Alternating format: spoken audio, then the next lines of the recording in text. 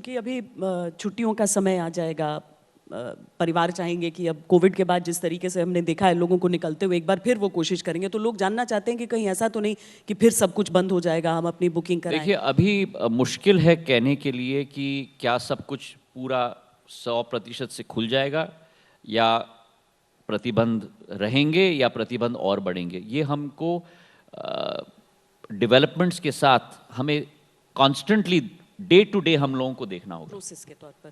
ये पर मुश्किल बहुत होता होगा, क्योंकि ट्रैवल टूरिज्म एक ऐसी इंडस्ट्री रही जो कोविड में बहुत बुरी तरह और सबसे लंबे समय मैं आपको बताऊं कि नागर विमानन क्षेत्र और पर्यटन से ज़्यादा ये अतिशयोक्ति नहीं होगी अगर मैं कहूं कि पर्यटन से ज़्यादा भी सबसे ज़्यादा प्रभावित नागर विमानन क्षेत्र रहा है।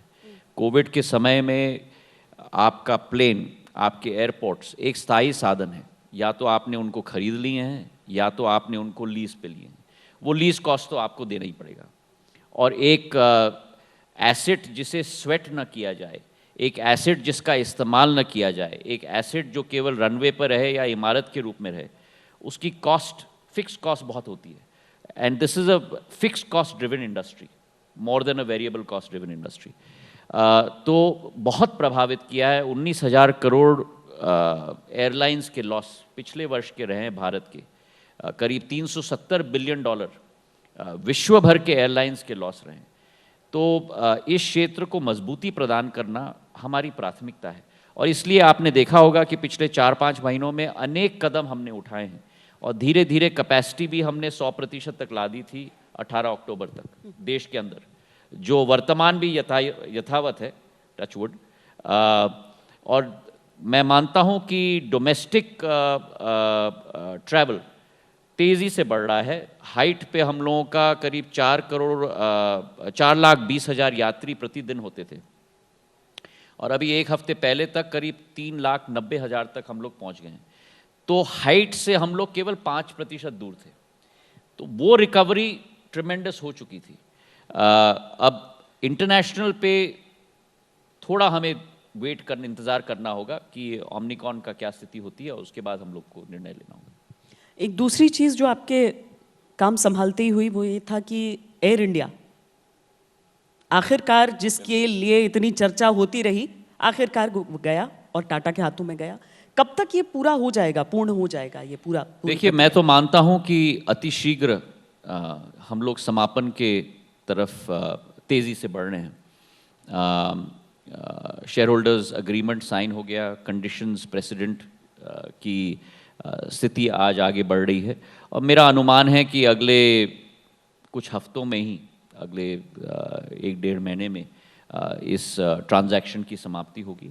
और मैं मानता हूं कि ये एक विन विन ट्रांजैक्शन है सारे स्टेक होल्डर्स के लिए, गवर्नमेंट के लिए भी, एयरलाइन सेक्टर के लिए भी, और हमारे उपभोक्ताओं के लिए भी, हमारे कंज्यूमर्स के लिए भी। गवर्नमेंट के लिए इसलिए क्योंकि जिस एयरलाइन को स्टेबलाइज करने के लिए 20 करोड़ रुपए प्रतिदिन, सरकार का पैसा नहीं लेकिन हम लोगों का पैसा, टैक्स पेयर्स का पैसा इस्तेमाल किया जा रहा था, 7,200 करोड़ प्रति वर्ष, पिछले 5 वर्षों में 35,000 करोड़।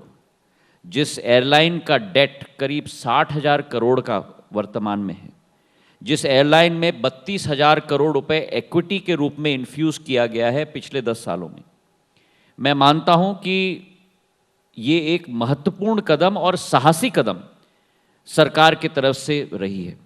वहीं एयरलाइंस के लिए भी ये एक विन विन सिचुएशन है, क्योंकि अब आपके पास एक नया प्लेयर आया है एयरलाइंस के सेक्टर में, एक नए वैल्यू प्रोपोजिशन के साथ, जिसके पास कैश रिजर्व्स है इन्वेस्ट करने के लिए, इस एयरलाइन को वायबल बनाने के लिए, जिसके पास करीब करीब 20% मार्केट शेयर बन जाएगा बाकी अपने एयरलाइंस को लेकर।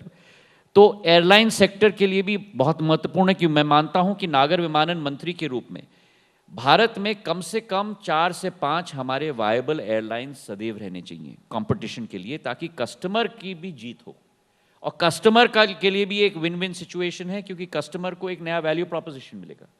तो ऑल राउंड एक विन विन सिचुएशन है हम लोगों के लिए, और बहुत साहसी कदम सरकार ने लिया है इस विनिवेश को आगे बढ़ाते हुए। और मैं मानता हूं कि इससे बहुत एक सकारात्मक संकेत भी देश के अंदर और विश्व में भी हम लोग भेज पाए।